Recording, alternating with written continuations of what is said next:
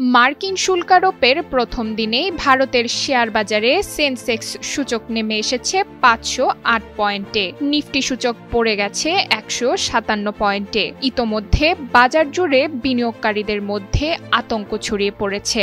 Russian তেল কেনার অপরাধে ভারতীয় পণ্যের উপর অতিরিক্ত ২৫% শুল্ক বসিয়ে দেন মার্কিন প্রেসিডেন্ট ডোনাল্ড ট্রাম্প। বুধবার থেকে তা কার্যকর হয়। বৃহস্পতিবারই বড় প্রভাব পড়েছে ভারতীয় শেয়ার বাজারে।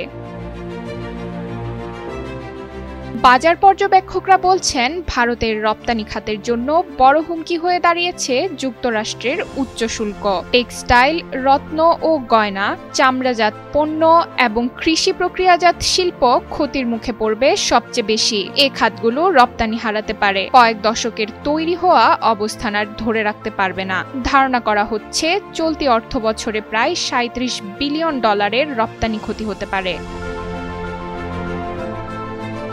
শুল্কারোপ কার্যকরের প্রথম দিনে সেন্সেক্সভুক্ত কোম্পানিগুলোর মধ্যে HCL tech, HDFC bank, power grid, Sun Pharma ও NTPCর শেয়ার দরে বড় ধস নামে। এশিয়ান পেইন্টস, মারুতি, টাইটান ও লারসেন অ্যান্ড টুব্রো কিছুটা লাভ করে। তবে সামগ্রিক বাজারের নেতিবাচক প্রভাব পড়েছে। বড় ধসের মধ্যেও ভারতের দেশীয় প্রাতিষ্ঠানিক বিনিয়োগকারীদের উপর আস্থা রয়েছে। বিদেশি অনেক বিনিয়োগকারীরা শেয়ার বিক্রি করে বেরিয়ে গেছেন।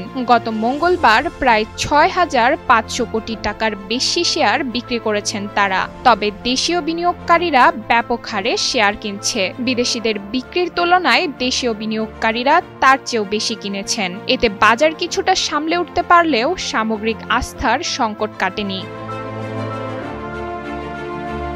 ভারত সরকারের পক্ষ থেকে বলা হয়েছে, যুক্তরাষ্ট্রের সঙ্গে আলোচনার মাধ্যমে সমস্যার সমাধান হবে। তবে বিকল্প বাজার খোঁজার পরিকল্পনা হাতে নেওয়া হয়েছে। আফ্রিকা, লাতিন আমেরিকা ও ইউরোপে রপ্তানি বাড়ানোর উদ্যোগ চলছে। পাশাপাশি রপ্তানিকারকদের জন্য আর্থিক সহায়তার ব্যবস্থা করা হচ্ছে।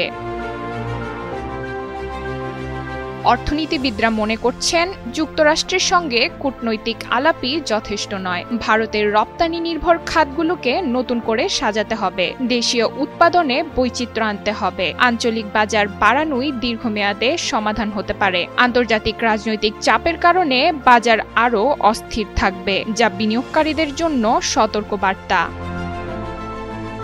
ডেস্ক রিপোর্ট, সময়ের আলো।